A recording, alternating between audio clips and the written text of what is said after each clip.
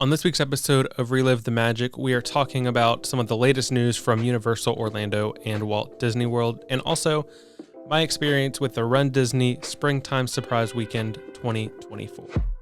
Welcome everyone to this week's episode of Relive the Magic. I am your host, dallasthompson, and today we are talking through a multitude of different topics involving Walt Disney World, Disneyland, and Universal Orlando Resort, along with some runDisney stuff. I got the chance about a month and a half ago to participate in my first runDisney event in a long while. It's been a couple years, and so I'll talk a bit about my experience with the runDisney Springtime Surprise Weekend, and I'll talk through some of the latest news, updates, happenings in the parks and adjacent events. And so before we get started with that, I want to ask and invite you to subscribe to us on YouTube, youtube.com/Relive the Magic, or just search Relive the Magic and you'll probably find us there, and you're more than likely watching this on YouTube, or if you're listening to it on Apple Podcasts, on Spotify, or anywhere else, leave a rating, subscribe, and spread the word. I'd love for more and more people to be able to watch and listen to this, and so thank you for your support.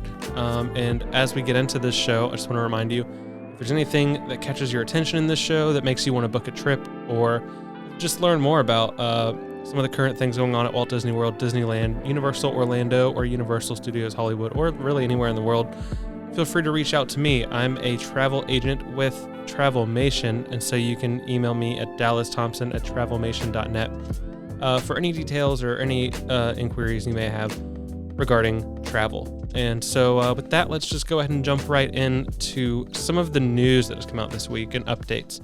We have a few things from Universal, we have a few things from Disney, and Halloween Horror Nights, stuff like that. And so this probably won't take a super long time, but there are a few things that I wanted to talk about that were announced this week, or that new details came out about. And so first up on our list is something regarding Universal Epic Universe, which is a project I am extremely excited for. And have been following for years and years. And so we're finally getting closer and closer. We're probably about a year out from the grand opening of Universal Epic Universe. Nothing's been announced yet, but it seems like that's what they're aiming for. And so hopefully this time next year, me and a lot of you will have walked through the gates of Universal Epic Universe at least once, maybe multiple times. But this is going to be a revolutionary theme park with all kinds of new technology and all kinds of new ways, new methods of storytelling in a theme park environment. And I'm just super excited for it. And the great news is that we don't have to wait until next year to get a closer look at it, because in the summer, in June, it had been announced this week that Universal Epic Universe Preview Center will open this June.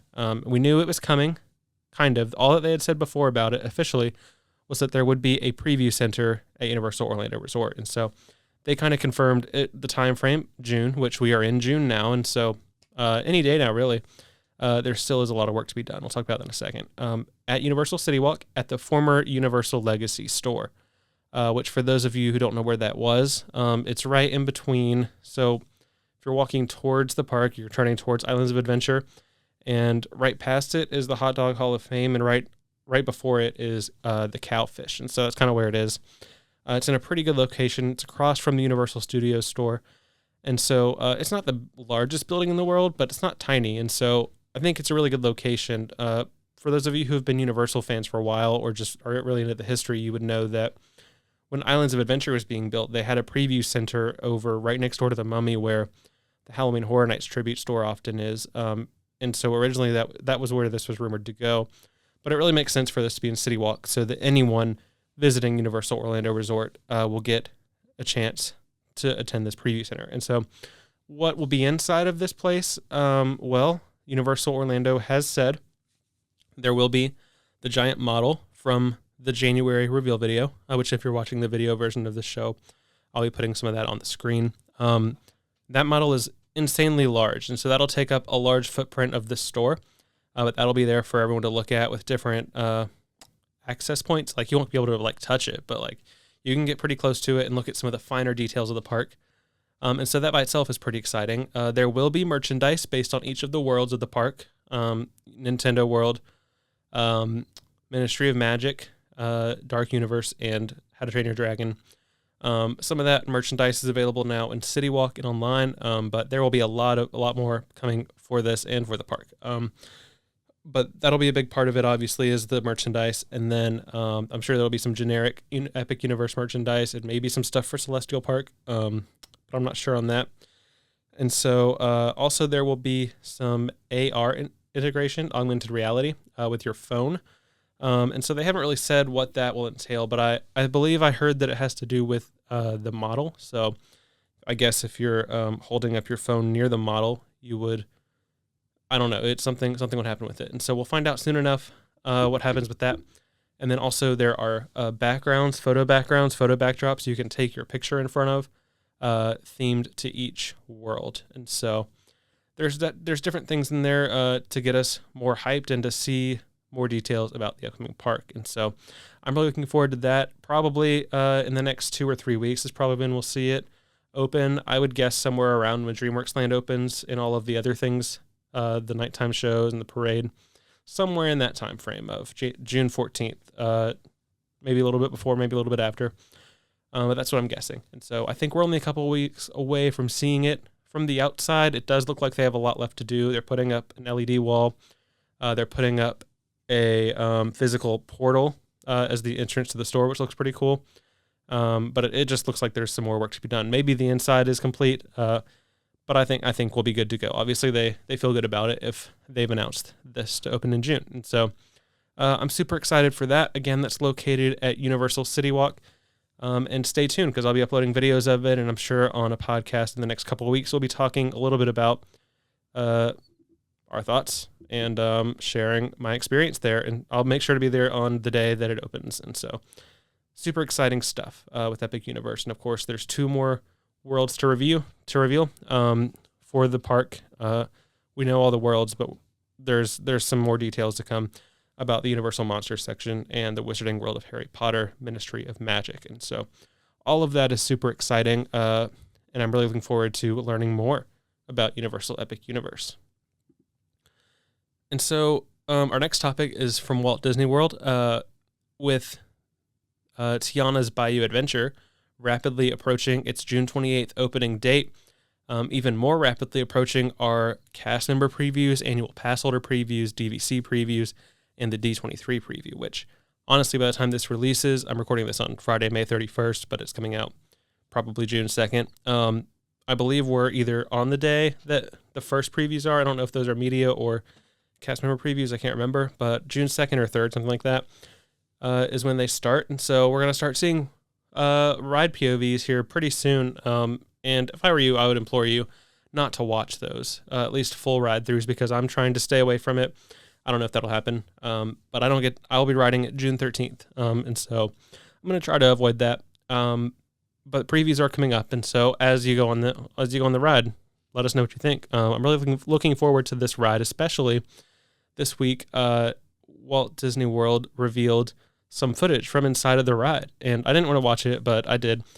They revealed a little bit from the finale, and you can see in the background of a couple clips, like the lift hill and some various other parts of the ride. It just looks really well done, and so I'm really glad to see that because I've always loved the Splash Mountain ride since I was a kid, and so I obviously loved the track, and so that's 50% of it really. And then the other half, I just wanted them to do a good job with the story, with the animatronics and all that stuff, and it really looks like they have. And so I'm really excited about that. They did release today, Friday, May 31st. They released the finale song called Special Spice, and you can find that on Apple Music, Spotify, anywhere you listen to music. But they put out a really good video showing off. That was part of it, the ride footage and the new song. And so that's on the Disney Parks, Walt Disney Imagineering, actually, YouTube channel. And so if you want to see it, go see it. I'm showing some footage here on the show, but that'll be the extent of the spoilers I show, at least until annual pass holder previews, and then I'll give some warnings there. But yeah, Tiana's Bayou Adventure, it's really coming up quick. And honestly, for a company that takes an absurd amount of time to do most things, I feel like they put Tiana's Bayou Adventure together pretty quick, as long as the quality is what this finale looks like. And so I'm excited to see it. Only a couple of weeks away of about 11 days by the time we post this. And I'll be posting, ride POV, my thoughts, a vlog, things like that, to share my thoughts on the ride. And so walls came down. The lighting is on at night. It's really getting close, and it's pretty exciting.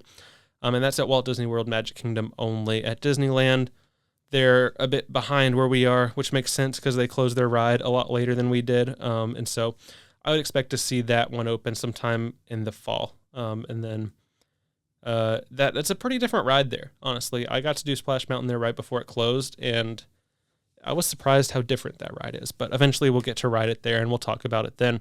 And of course, we'll continue to keep you updated on Tiana's Bayou Adventure here at Walt Disney World, and then give our review when it's time to do so. But speaking of Disneyland, coming up in August, right next to Disneyland is one of my favorite events to go to, period. D23 Expo is what it used to be called. This year they're calling it D23, the Ultimate Disney Fan Event. I will forever call it D23 Expo. So as I referenced it as that, just know that that's not what it's really called anymore. But D23 Expo in my heart. And so D23 Expo this year is August 9th through 11th at the Anaheim Convention Center. I am going. My first one was in 2022. And, there are some different things about it this year. One, they moved around the schedule, and so the first night is the panel that is for all movies. And so it used to be there would be one for animation and one for live action. That's at least how it was in the most recent year. And so last year, the first night, there was a presentation about Pixar and Walt Disney Animation Studios. Then the next day, actually, I think that panel also had the live action Disney movies like Little Mermaid and stuff like that. And then the second day was like Marvel, Star Wars, and Fox. And so those are now one presentation. And those are the first night, Friday night. And then the second night, also these are all at night, these major panels. The second night will be the Parks and Experiences presentation.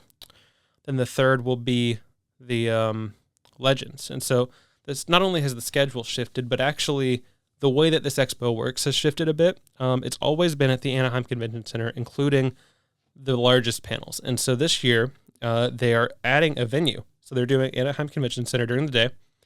And then at night, if you have a ticket to it, they're doing the Honda Center, which is an arena. And so that's great. More people will get to go to these panels. It is all sold out, and you do have assigned seats. And so that's really great to me, the assigned seat part of it. It was a lot more expensive, but, I said last time, if they did something like that, I would pay the extra money.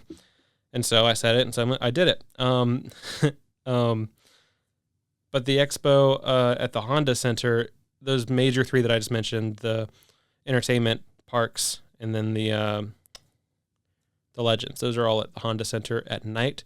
Reserved seating, so you're not going to have to wait in line for hours and hours and hours, which is great.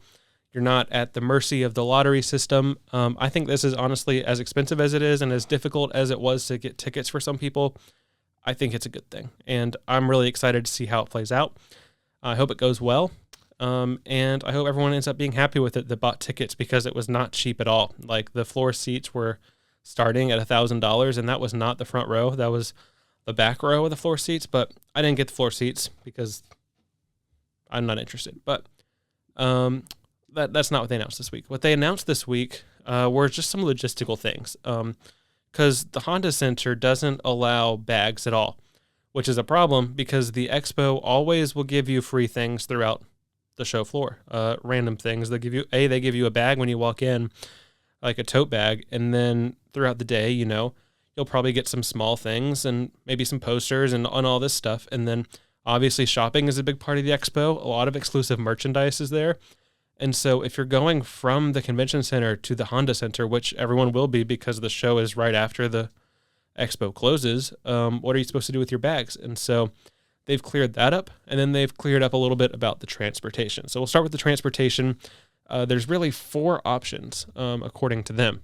Really, 2 of them are obvious, and then 2 are things that they're doing. And so, just so you know, parking at the Anaheim Convention Center will be $25 for standard size vehicles. The Anaheim Regional Transportation buses will offer complimentary transfers from Disneyland Resort hotels and 16 Good Neighbor hotels to and from the Anaheim Convention Center.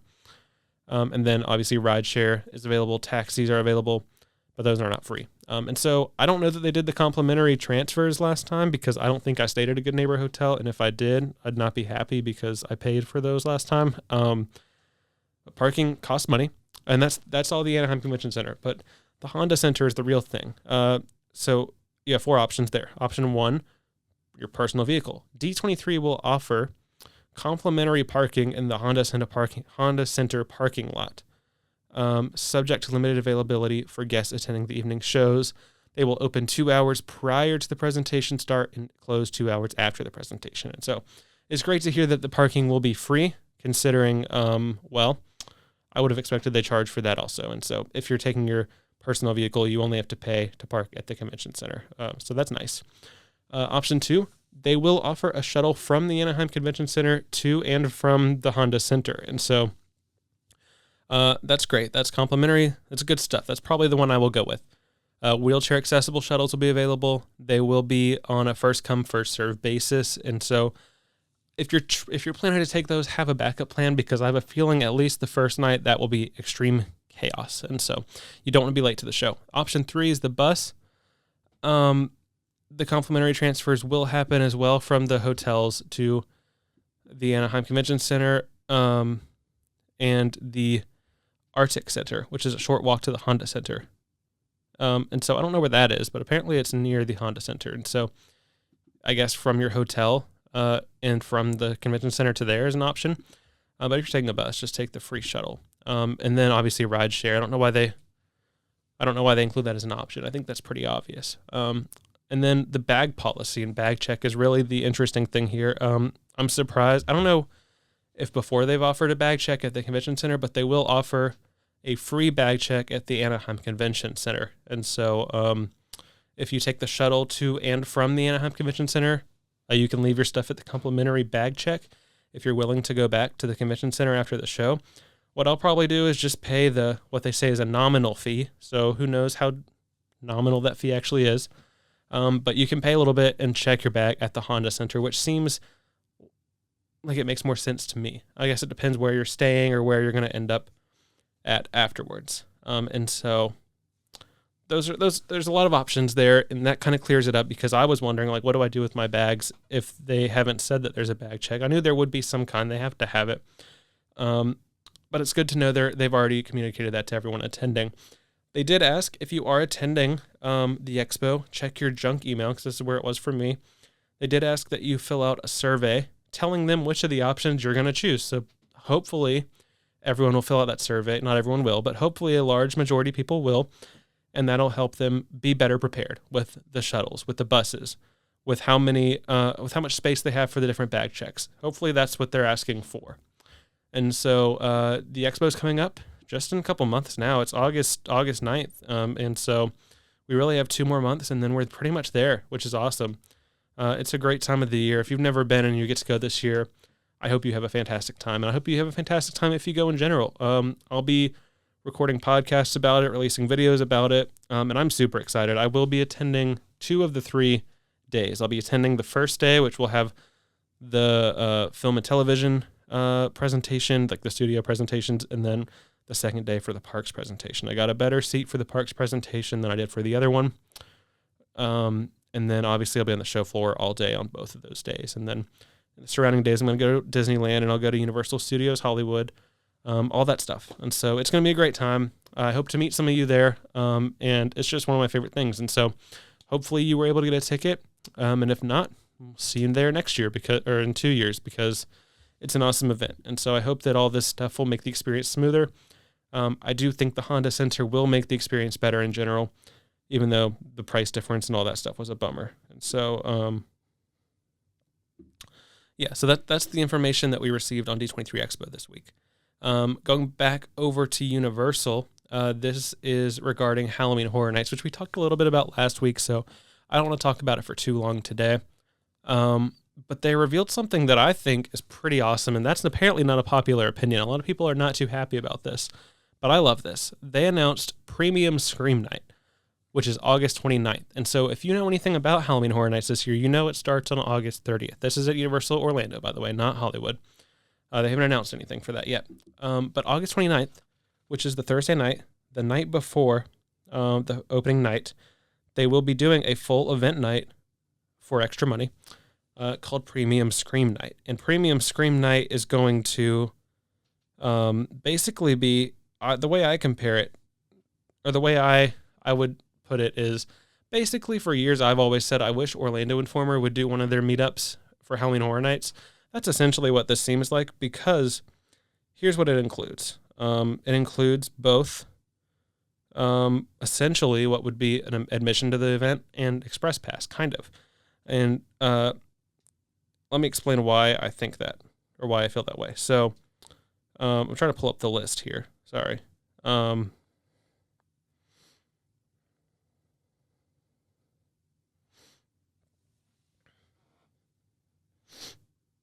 right. Premium Scream Night will include limited capacity, which means shorter wait times, and so that's great.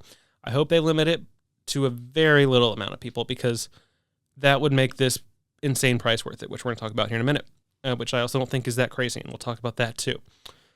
But it includes limited capacity and shorter wait times, and this is right here the biggest plus to me. Staggered entry by group into the haunted houses for everyone. And so one of the big things that's different between the Orlando and Hollywood event that I've noticed when I've gone is Hollywood does stagger people, but Universal Orlando is so crowded. I mean, they're both crowded, but Orlando is just so crowded that you basically just go in one after another. So you're like never actually like,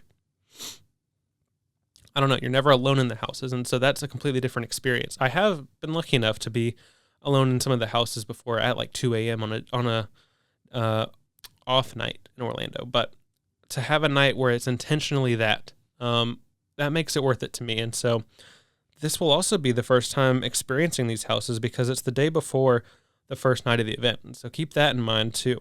So you get limited capacity, staggered entry into the houses by group, and a selection of all you care to enjoy food items for Halloween Horror Nights, as well as non-alcoholic beverages, an exclusive event souvenir credential and lanyard, and access to select attractions and free self-parking. And so, honestly, if I wasn't doing the frequent fear pass and I was going to go one time for the season, that would be it. I'm still going to do it, and I am going to do the frequent fear pass. But man, that sounds like the most incredible night of Halloween Horror Nights. And so it has a price tag of $350.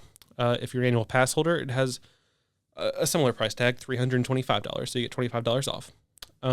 But I think it's incredibly worth it, because as you get into the season, tickets can cost $100 and something, and then express close to $200 at some points. And so you put those together and you're pretty close to the price. And you add in the free food and the non-alcoholic beverages. And then you just think about the experience you're going to have. You're going to have a much better time at an event with limited capacity. And you're going to get to be some of the first to go through these houses. And so if that's important to you, then there's this event. And honestly, this is the new opening night is what it seems like. So there's a lot to it. And so I'd recommend, if you're going to Horror Nights this year only for one night, consider August 29th. That's Thursday, August 29th. Now, tickets go on sale Thursday, June 6th, and I am 99% sure they will be gone within an hour or two. They're going to go quick, because Halloween Horror Nights has a huge fan community that's very committed, especially to opening night. You're going to have all the vloggers there, all the podcasters there. I'll be there. You're going to have anyone that loves Halloween Horror Nights enough to go opening night. Well, at least consider it. I don't know if they're going to all do it, because everyone has had differing opinions on it. But if they're really limiting the capacity, this thing will be full quickly. And so if you want to go, be prepared June 6th. I don't know when the tickets will go on sale on June 6th, but if I had to guess, probably early in the morning. Usually when they will upload or release the multi-night tickets or the single-day tickets, those go online at like 6 in the morning, 7 in the morning. And so I'll probably wake up at 5 a.m. that day and just sit there and wait, just to be sure. But if you really want to do it, Premium Scream Night, it sounds great. I'll definitely report back on it. I think if it's successful, that they're going to keep doing it.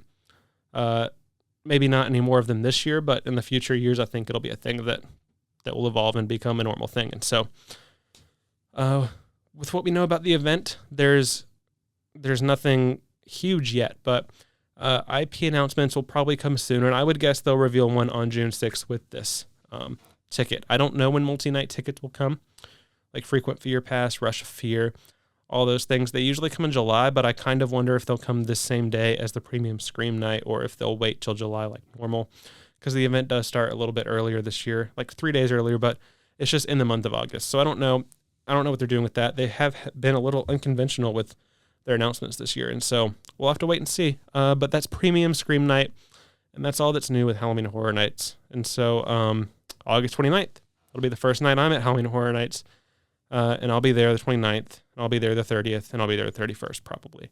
That's what I'm thinking for opening weekend, and so I'm really looking forward to it. And of course, we'll keep talking Halloween Horror Nights. Probably the next several podcasts will probably have something to talk about from it, and so it's one of my favorite times of the year, and so I'm super excited about it.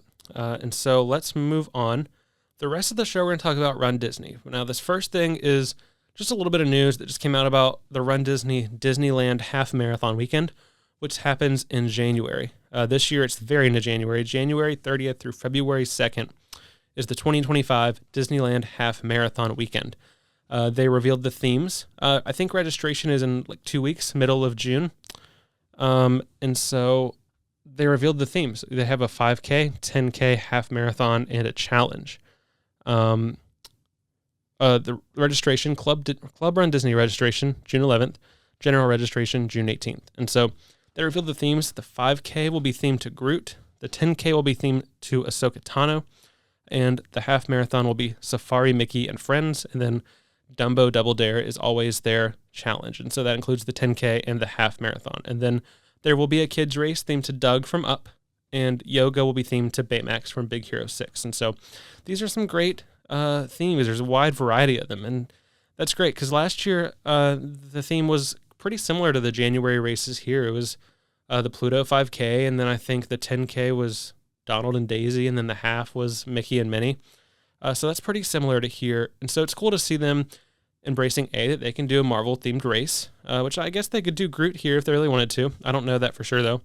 But it's cool to see them embracing all the different things they can do there. And so that's pretty cool. But that's about it that they revealed. They revealed the logos for each of them, and I really like it a lot. I won't be participating because I'm not going to be able to get out to Disneyland at that time of the year because I have some other stuff going on in January. But that's exciting for those running that weekend, and usually they'll reveal these themes about 2 weeks out from the registration date. And so the next reveal will probably be in about, I don't know, a little over a month for the Disneyland Princess Half Marathon Weekend, because the registration for that starts at the end of July. And so I always love seeing the theme reveals. Those are fun, and those seem like those will be some really fun themes. And so you have Marvel, Star Wars, Mickey and Friends, Dumbo, Doug, and Baymax. And so it's a really good variety. And so if you're running those, now you know.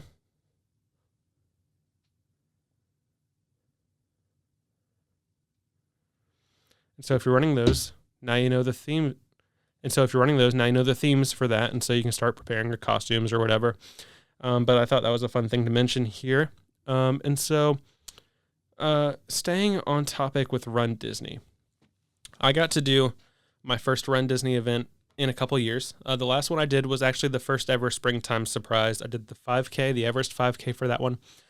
And I did the Tower of Terror 10 miler in 2022. And so that was an interesting experience. I'll get into that probably more another time. But since then, I've been on a journey of just getting healthier, losing a ton of weight. I've lost over 100 pounds in the last year. And so through that time, I haven't done any runDisney events. And so my first one back was back in April for this year's springtime surprise. And I just went all in and I did all of them. I did the 5K, the 10K, and the 10 miler. And so doing all three of those for this event puts you into the challenge as well. And so when you do the challenge, you get 4 medals, you get 4 shirts, one for each race and then one for the challenge. And so this was my first runDisney challenge. And so it was something new for me. I've never done one of them day after day after day, or even day after day. And so I just want to talk a little bit about that, just the experience of it. I also have been very local to Disney all my life, and so I've never really stayed at Walt Disney World for more than a night or two. And so I was there for 4 or 5 nights, I think. And so that was really cool. It really made me experience Walt Disney World in a different way, obviously, because I was there longer and because I had to go to bed to wake up every morning at 2 in the morning. And so I just want to talk a little bit about all of that for a few minutes. We'll start with the expo. One of my favorite parts of the Run Disney weekend is the Runners Expo, which, for those of you who don't know what's there, you have to go there to get your bib, which I don't have with me, but usually it's themed and it has your number on it, and then it tells you what starting corral you're in. And also at the expo is the Run Disney merchandise. And so you get a free t-shirt with each race that you do, but there's also merchandise to purchase. There's pins, hats, water bottles, t-shirts, jackets, tank tops, all kinds of stuff, bags, lounge flies, all kinds of things. And so that's very popular, by the way, the merchandise there. And so just if you haven't done one before, just be prepared. There is a virtual queue if you're going on the first day of the expo to get into the merchandise, and you have to join that the second it goes live because you need to be in that shop as soon as possible. Things fly off the shelf instantly. And I mean instantly. So Club Run Disney, for those of you who don't know, there's a Club Run Disney where you pay more basically every year. And you pay a lot of money to get early registration. You get early access to the merchandise shop. And even within that, there's different levels of it. And so by the time the general public is going into the expo, the first people from the general public, there's been people in there for an hour. And so oftentimes the most sought after things will not be gone yet, but a lot of the sizes will start to be running out really quickly. And so if you're in there in the first hour, it's not guaranteed you're going to get whatever the most anticipated item is. And so go in with realistic expectations of that. Also, just go in knowing you need to get to the expo early. You need to get in that virtual queue early. And here's what I learned at this expo. If you pre-purchase merchandise at all, you don't have to do the virtual queue. Now, I still did just in case my theory was incorrect. But basically, there's another entrance if you did the pre-purchase, which I did for a few items, and then I wanted to buy some. And so you go, there's a separate line, which I think, I don't know when you can join that, but I think whenever it opened, there was a ton of people in the line, and that was probably my biggest mistake, was not being there when it opened, even though my virtual queue wasn't for a bit. But if you pre-purchase stuff, you can go in whenever you want, as soon as it opens to the public. And once you're inside, you do have to wait in the line, because once you get inside, there is a line, even though you do the virtual queue. But you basically just, that would mean that you get to go in at the beginning. And so here's what I recommend. If you don't know what you want, a lot of the pre-purchase items you can buy there, but just buy a pen, just buy something that you would want, and then that'll get you in quicker. And so that's what I'm doing going forward. I'll probably buy a shirt just to make sure that I go away with something that I want. And then I'll use that to get in as soon as I possibly can. And so that's a good tip. I don't know that will always be the case, but that was the case at the Springtime Surprise. And so you can do the pre-purchase, or you can do the virtual queue. Now, the pre-purchasing does close about a month or two before the event, and so you can't just pre-purchase the day of or the night before. You have to really plan that. You can, and I also wouldn't recommend doing it as you register for the race. You can just log in later and do it anytime until they decide you can't anymore. And so that's usually a couple months before. But that's just a tip there for the merchandise. It's a madhouse in there. I went in about an hour or so after they opened to the public, and I was in line for about an hour or so. It's a commitment. If you really want to go in there, just make sure you really want to go in there, because it is an experience. And so that's the merchandise part. And then in another building, you pick up your race bibs, and then in the actual building with the Runners Expo, which is all these different vendors and a lot of outside vendors and shops and stuff. In the very back of there is where you get your free race t-shirts. And so that's kind of the expo experience. It's something that you should probably commit to spending more time at than you think. I was there from probably, 9 a.m. to 12:30 p.m. And I mean, I took my sweet time, but just plan to be there for 3 hours. And then if you get out of there sooner, then okay. But it's a fun part of the experience. It's stressful at sometimes, but it's a part I look forward to. They do have character meet and greets and photo pass opportunities there. And so you'll want to participate in those too. They have one for each of the races, and then different characters from the race weekend are also there. This year they were in the building with the bibs, I believe. And so just be prepared for that. And so the first race was the 5K. It's always the shortest distance to the longest distance. And so this weekend it was Thursday was the Expo. Friday was the 5K. Saturday was the 10K. Sunday was the 10 miler. And so the 5K on Thursday, I woke up feeling real great. Woke up at about 2 a.m. each day, or about 2:30 one of the days. I think it was probably the 5K. I got up at 2:30. Now let me explain why you have to get up that early. These races start at 5 a.m., but it's a process to get out there. So they all start in the Epcot parking lot. If you take a resort bus, which if you're staying on site, I highly recommend you do that. They are coach buses. And so those start running at about 3 a.m., but they do arrive earlier. And so you can get on the first bus. I don't know what time, but for me, I think I got on my first bus at 2:45 in the morning one day. And so just do that as soon as you can, just so you don't accidentally miss something. And so once you get to Epcot, you go through the normal security, and then you basically walk, I don't know how far it is, but it's really far, to the corrals. And then in front of the corrals, there's character meet and greets, and it's just a fun atmosphere. There's food trucks, there's character meet and greets, there's a dance party. And those character lines are long. It is 5 a.m., and I waited an hour for one of them one day. So just know that. You want to experience the pre-race stuff. And so you also don't want to be the person arriving at 5 a.m. because that will not go well for you, probably. Especially if it's a longer distance where they shut down some of the roads, because that can be problematic. And so the 5K, you don't usually have to worry about that. Like if you're doing a race weekend, maybe don't get to the 5K super duper early. But I did, and so I didn't regret it. I think that day I met Duffy the Disney Bear. Yeah, Duffy the Disney Bear was meeting. Captain Hook and Smee were meeting. Every day I think Lilo and Stitch were meeting. And then someone else was meeting. I don't remember who it was. But I met Duffy, and that was I don't think that was a super long line at the time I did it, because I got there pretty early. And so that's another benefit of getting there super early, is if you head straight for the characters as soon as they open, and they open the security at 3 a.m., you'll probably wait a lot less time in line for those characters. They have photo pass photographers out there, and they'll just use your bib number. And it says on the back of your bib how you can get your pictures. And then they'll also take pictures with your phone if you want as well. But yeah, the character opportunities were great. The 5K was Neverland themed. So there was a lot of people dressed up as Tinkerbell, a lot of people dressed up as Captain Hook, Peter Pan. And it was a standard runDisney 5K. You ran through World Showcase. That was pretty much it. And then you ran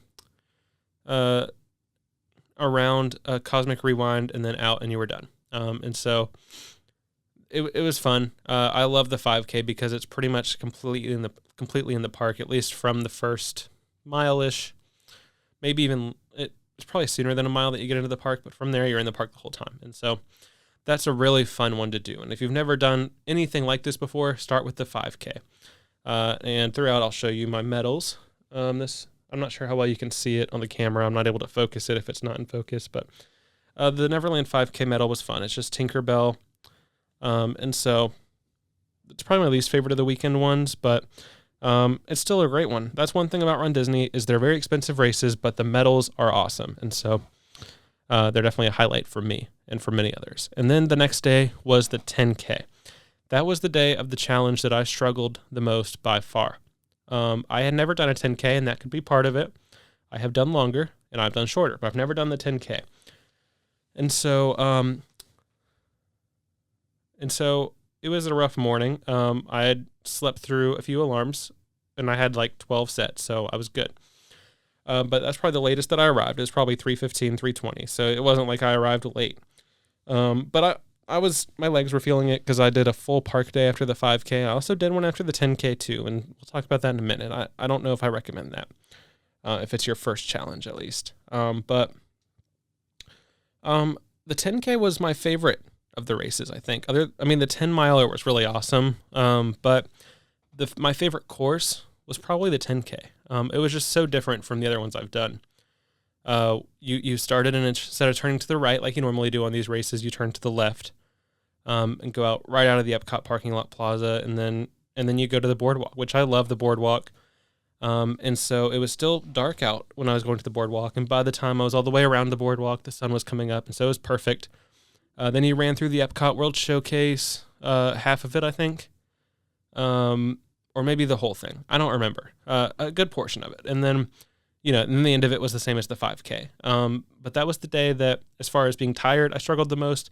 But looking back, it was my favorite day, and that one was themed to Up, and so, the medal, the T-shirt are awesome. You got this one's one of the ones that move, and so you go up and down with the house, and here comes the balloons.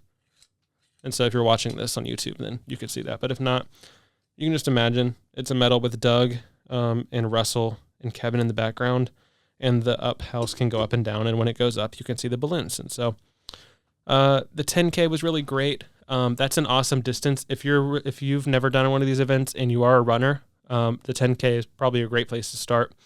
I really look forward to doing the 10K again in November. And then the big one was the 10 miler. I've tried the 10 miler before a couple years ago, and again, I was a lot heavier then, and it was really rough for me. I was okay the first few miles last time, and I finished it the first time, but it was miserable. The last 5 miles of the 10 miler are all highways, except the last mile. It's 5 miles of it roughly is highways, and if you're not expecting that, then that's not good. There's hills, there's curves. If you're not like used to running, and if you're in the kind of shape I was in, the 10 miler is a shock. And so I knew that I eventually wanted to come back and do it again. And also knowing me, I knew that after I did it, I would do the longer distances. And so in November, I'm doing the half marathon. But this 10 miler was awesome. I've never done a ton of intervaling, like running and walking, 30 seconds, 45 seconds of each. And I did that. I mean, I did that a few times in my training leading up to it, but because I walk almost every day, 6, 7, 8 miles. And so since I've done that, my legs were much more ready for it. And I don't know, I felt ready to do it. And so this 10 miler was awesome, and I didn't struggle at all on the highway miles. It was hot. This was like the first weekend of the whole year where it was not cold, of course. But I didn't struggle too much with that. There was plenty of hydration happening for me beforehand and on the course. And so it's important to stay hydrated. It's also important to get your legs just used to moving. Even if you're not a runner, in the months leading up, just walk a lot. It'll help a lot. And so the 10 miler was a ton of fun. I really enjoyed it. I really enjoyed the course a lot more this time. It was the same exact course that I did 2 years ago. But it's amazing the difference that there was. And so the 10 miler, I don't know, the 10K or the 10 miler were my favorite. I really loved the course of the 10K. Like if you had to ask which one I look forward to doing again more, I'd probably say the 10K. But I obviously felt really accomplished coming back and doing the 10 miler really well. I mean, I shaved off 30 to 40 minutes from my previous time. And so that's really good. And I just had a ton of fun. And so here's the 10 miler medal. And I also felt accomplished because that meant once I finished that, I finished Stitch's Ohana's challenge, which was 19.3 miles. And so at the end of the 10 miler, if you did the challenge, you got 2 medals. So this Stitch one it spins. And so that was a really great day.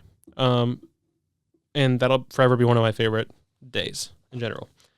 So if you've never done a runDisney challenge, if you can do it, I recommend doing it. And I recommend doing a runDisney event by itself prior. So those are my thoughts on the races. The overall challenge experience for me, I think I overdid it in the parks a little bit. And so that's why the second day I was a little tired. I didn't get a ton of sleep the night before the 10 miler, but I got good sleep otherwise. And so, so overall the challenge it's a challenge. Like, it's more challenging than you probably think it is going into it, especially if you've done one of these before, like one of the runDisney races. But it's doable for sure. if there's one thing I would do differently, it's try to adjust my sleep schedule leading into it so I can go to bed at a decent hour and not go to bed at midnight and wake up at 2 a.m. because that doesn't work real well. It worked okay the one night that happened to me, but just overall, if you're doing one of these, try to get used to that sleep schedule because it's days in a row of waking up at 2 a.m. And I'm not saying you have to wake up at 2 a.m. leading up to it, but just start going to bed earlier and waking up earlier and maybe let it progress a little bit. And that'll help you a lot. And so the next challenge I'm doing is in November, the 2-course challenge for Wine and Dine, so a 10K and a half marathon. And I'm also doing the 5K that weekend because it's themed to the Muppets. And so that'll be in November. Actually, that weekend begins on Halloween with the expo, but really the races are in November. So that'll be a fun time, and I will not be listening to my advice. I will be going to Halloween Horror Nights during that event and Mickey's Halloween party, but that's something to talk about later. And so something new this year for this weekend. This is only the third Springtime Surprise weekend, so they're still, I think, figuring out what they want to do in general to differentiate it from the other events. And so something new they did this year was called the Springtime Surprise Splash, which was at Typhoon Lagoon. And usually when runDisney does these extra events, like the Epcot after party that they do in November, if you do the races, that's included with your half marathon or challenge registration. And then you can buy additional tickets for other people that aren't running.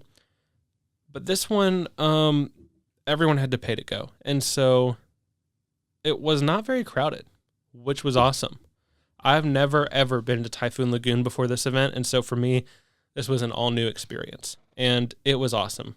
The event was from like 8 to 11. It's whatever the H2O Glow party is, or maybe it was 7 to 10, something like that. It was 3 hours and you get in 2 hours before or an hour before, something like that. But when you got in, I thought when we got in, we'd be mixing in with the park guests. It turned out the park closed before we were allowed to get in. And so really the party was longer than they said. It's just at 8 o'clock or whatever time it was, the characters started meeting and the dance party started. But by the time the party started, I had done every single slide and I was in the lazy river. And so if that tells you how the crowds were, it was very worth the money I paid. It was like $80 or something, but like it was more expensive than the H2O Glow nights are, which are basically the same thing, but there were more characters and I think there were probably less people. I've never been to the H2O Glow. I'm actually going this weekend. And so we'll talk about that next week a little bit. But for the ticket price, it was great. So the Springtime Surprise Splash and the H2O Glow parties include unlimited popcorn, soda, ice cream, just like the Disney After Hours events do. And so that right there is part of it. And then for the Springtime Surprise Splash, they had one set of characters for each race. And so you had Captain Hook and Mr. Smee were there, and then you had Doug, Carl, and Russell, all three of them meeting together. And you also had, I think Rafiki was the one that was there for Lion King, and then you also had Lilo and Stitch. And Lilo and Stitch, I don't think they were meeting there. I think they were part of the dance party. And then off the Fab Five, maybe not all 5 of them, I think Goofy, Mickey, Minnie, and Pluto were there. And so that's a lot of characters for Typhoon Lagoon. And there was a really great dance party going on all night. Everyone was really into it. And then obviously no waits for the slides. And then just I love water parks at night when it's dark. And so that was awesome. It was one of those events that initially I was like, I don't know if I should have spent the money on this. I don't know if I'm going to feel like going to a water park, walking around barefoot after 19.3 miles. But it was fantastic. It was the best way to relax after the races. And so if they do it again and you're on the fence, definitely go do it. The issues I thought I was going to have with it, I did not have at all. And it was far and away worth the money. And so I'm not going to hesitate next time to do it. The Springtime Surprise Splash was 10 out of 10. Also, for the Springtime Surprise Splash, they gave a little goodie bag, which included a glow stick, a glow-in-the-dark runDisney cup, some temporary tattoos, and then like a water bag like to put your stuff in. And so that was a fun little gift. I think the H2O Glow Nights, they give you a cup and a glow stick maybe. I'll find out soon. But the Springtime Surprise Splash gave you some of that stuff. And then, merchandise was open, food stands were open. It was just a great time in the park. And hopefully next year, hopefully they do it again, because there really wasn't anyone there. I wouldn't know numbers, but I'll tell you, when I left, there was maybe 3 rows of people in the parking lot. And, a lot of people obviously took the buses from their resorts, but I would think there'd be more people in the parking lot than that, but there was no one there. And so hopefully next year a little bit more people go so that they can continue to do the event, but hopefully they give it another shot and maybe lower the price a little. I don't know what it was that had people not going. Maybe people had the same concerns that I did. Maybe people went home. But for a weekend that was as hot and humid as it was, Springtime Surprise Splash was a very welcome event. And so I'm glad that they did it, and I'm glad that I went. And you'll catch me there again next year, because I'll definitely be doing the Springtime Surprise again, and I'll definitely go to the Splash. I wanted to talk about my bus experience getting to and from the events. It really varies by resort, I hear, but I've always stayed for the couple of race weekends I've done. I've stayed at a value resort. And now, obviously, the value resort is the cheapest resort, but also it seems like where a lot of the runners stay. I stayed at the All-Star Sports, and it seemed like a ton of runners were there. There was also, like, the cheerleaders were there for their events, and so there was a lot of people there. But it's a great place to stay for runDisney. They have a ton of buses ready to go. Every morning there was, 4 buses lined up, ready to go at 3 a.m., and so they're ready for you. And then after the races, they're ready to go also, except for the 5K. I had to wait a little bit, but I guess it's because they don't start running until 7 a.m., maybe? I don't know what time, but there's a certain time they start running after the race. And so if you're done sooner, you're going to stand there and wait for them until a certain time. And so, but it wasn't too bad. But that was the only time I had an issue with the buses. The rest of the time, going to and from the event, they were ready for you, and they would just go. And so that was great. I've never had any issues with the bus experience. I have heard some of the other resorts do, like the ones where there's multiple internal bus stops. I've heard that there's been some issues at those. And so, I don't know, maybe the All-Star Sports is better to stay at for the races. And so I really enjoyed it. I would typically just eat dinner in the food court and then go to bed.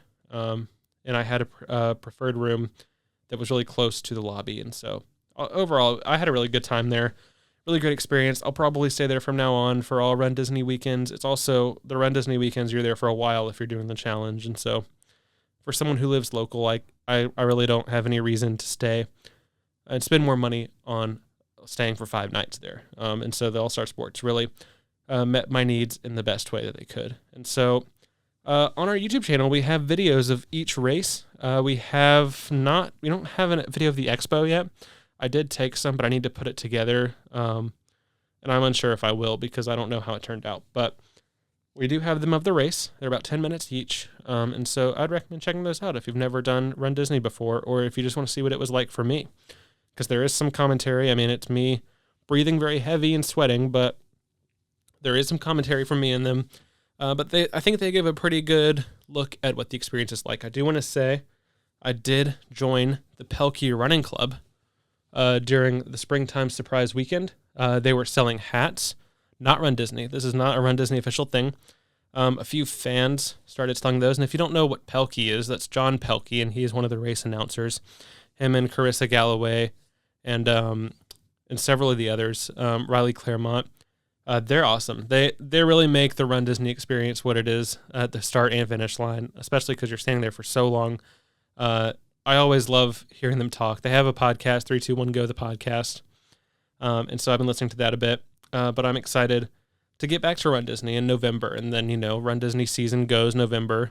There's a race January. There's a race February. There's a race in March/April. There's the Springtime Surprise. And then in addition, there's now a Halloween race in September in Disneyland, and then one in January, February-ish for Disneyland as well. And I won't be doing those this year. And then I think the Disneyland Paris ones are coming back too this year at some point. But for now, I'm sticking with the Walt Disney World ones. I have some plans for this next year. I'm planning to participate at least once in each weekend, and so I hope to see you out there. And hopefully some of you will decide to participate. It's a really great event. For me, it's a big motivation to continue to move every day. Is to get ready for these events, and it's just it's awesome. And I'm glad that I discovered it a few years ago. I'm glad I gave it another shot, and so that's kind of it for the runDisney Springtime Surprise 2024 recap. If you participated in it, leave a comment below and let me know what you thought about it. Any issues you had, anything you want to hear for next year, specifically surrounding the Springtime Surprise Splash, because I'm curious what everyone else thought about it. I didn't really hear much about it because there wasn't really anyone there. And so if you're planning to go next year, would you go to the Springtime Surprise Splash? Did you go this year? Did you go to the Splash? What did you think? Comment that below, and I'd love to hear your thoughts. But with that, that's going to end today's show. We had a lot of different things to talk about today, and we talked a little about Run Disney. And so next week's show, we'll probably be talking about just a little bit the H2O Glow Night, because we just kind of talked a little bit about the same exact event. We'll probably also talk a little bit about Tiana's Bayou Adventure, and then whatever else comes up in the meantime. Coming up soon, I am going to do a show about the Super Nintendo World and How to Train Your Dragon Isle of Berk announcements from Epic Universe. I'll do that on some week where there's not a ton going on. But I have been to Super Nintendo World in California, and so I love Super Nintendo World, and so I'm super excited for that to come here, and I'm looking forward to talking about that a little bit on the podcast. But until then, until next week, stay tuned to our YouTube channel, youtube.com/Relive the Magic. I posted a vlog of DreamWorks Land. I posted some tribute store videos from Universal Studios Florida.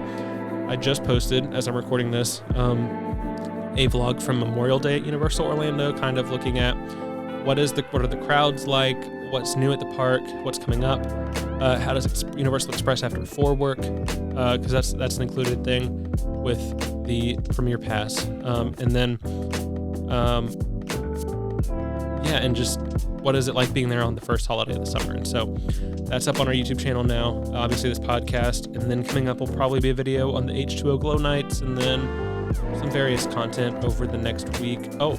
June 7th, I am going to the Orlando Informer meetup, so hope to see some of you there. We'll talk about that for sure on next week's podcast. We'll have a video up about it. There's a ton going on over the next few months, which is great, because sometimes summer can be a slow time, and so it'll be a busy summer, at least the next few weeks. So thank you all for listening to today's podcast. I hope you enjoyed it. If you did, leave a like, comment, subscribe, leave a review, follow the podcast, whatever you can do. We'll appreciate your support, and we'll see you on next week's podcast. Thanks for listening, and have a magical day.